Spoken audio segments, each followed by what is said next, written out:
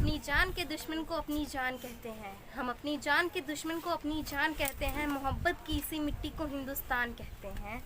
जो दुनिया में सुनाई दे उसे कहते हैं खामोशी, जो दुनिया में सुनाई दे उसे कहते हैं खामोशी, जो आंखों में दिखाई दे उसे तूफान कहते हैं। ये जो दीवार के सुराग है ना साहब, ये जो दीवार के सुराग हैं, चाइना, पाकिस्तान, अमेरिका साजिशों का हिस्सा है, मगर हम इसे अपने घर का रोशनदान कहते हैं, अपने घर का रोशनदान कहते हैं।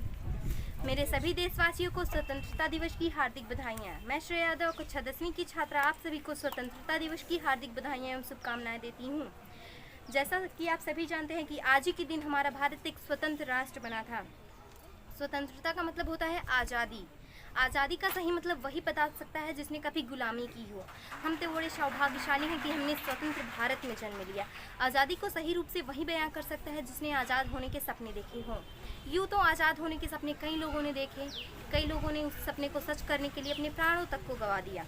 अगर आज हम यहाँ पर चैन और सुख शांति से बैठे हैं तो सिर्फ और सिर्फ उनकी वजह से जिन्होंने हंसते मुस्कुराते अपने प्राणों को त्याग दिया, और सिर्फ उनकी वजह से जो दिन रात सीमा पर तैनात अपने वतन की हिफाजत करते हैं। वही हैं इस देश के सच्चे रखवाले। देशभक्ति का मतलब यही नहीं कि हम अपने प्राणों को ही त्याग दें, अपने काम को पूरी ईमानदारी और लगन से करने वाले भी एक सच्चे देशभक्त होते हैं। फेसबुक और व्हाट्सएप की डीपी पे तीनों रंग छाप देने से देशभक्ति नहीं दिखाई जाती साहब। साल में 2 बार हाथ में तिरंगा लेकर फहराने से और वही तिरंगा अगले दिन हमें फुटपाथ पर पड़ा नजर आए ऐसे देशभक्ति नहीं दिखाई जाती साहब। देशभक्ति तो ऐसी होनी चाहिए कि तिरंगा और तिरंगे की शान कभी झुकने ना पाए। तिरंगा तो हमारे देश की शान है, हमारे गौरव का प्रतीक है। तिरंगा हमें कभी भी झुकने नहीं देना चाहिए। हम सोचते हैं वो छोटा सा बच्चा जो कड़कती धूप में नंगे पाँव इधर से उधर घूमता रहता है गलियों में, कि कोई इस तिरंगे को खरीद ले, वह उसकी देशभक्ति है। जी नहीं साहब, वो उसकी देशभक्ति नहीं, उसकी भूख की शक्ति है जो उसे करने पर मजबूर करती है।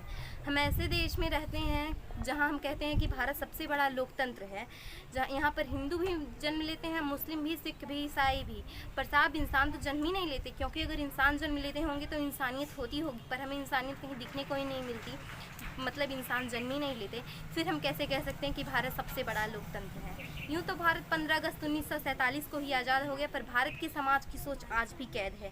भारत को आज़ाद कराने में न जाने कितने वीरों ने अपने प्राणों को त्याग दिए। कुछ के नाम मैं आप सभी के साथ साझा करना चाहूँगी, जैसे भगत सिंह, राजगुरु, सुखदेव, सरदार वल्लभ भाई पटेल, लाला लाजपत राय, बाल गंगाधर तिलक, रानी लक्ष्मीबाई, महात्मा गांधी। ऐसे कई वीर योद्धा थे जिन्होंने अपने प्राणों की आहुति दे दी सिर्फ और सिर्फ अपने देश को आज़ाद कराने के लिए। अब अंततः मैं कुछ पंक्तियों के माध्यम से अपने वाणी को विराम देना चाहूँगी। मेरा हिंदुस्तान महान था, महान है, महान रहेगा। मेरा हिंदुस्तान महान था, महान है, महान रहेगा। होगा हौसला सबके दिलों में बुलंद तो एक दिन पाकिस्तान भी जय हिंद कहेगा। और पाकिस्तान ही क्यों, सारा जहां जय हिंद कहेगा, क्योंकि सारे जहां से अच्छा हिंदुस्तान हमारा, सारे जहां से अच्छा हिंदुस्तान हमारा। हम बुलबुलें इसके गुलिस्तान हमारा, ये गुलिस्तान हमारा। जय हिंद, जय भारत, वंदे मातरम।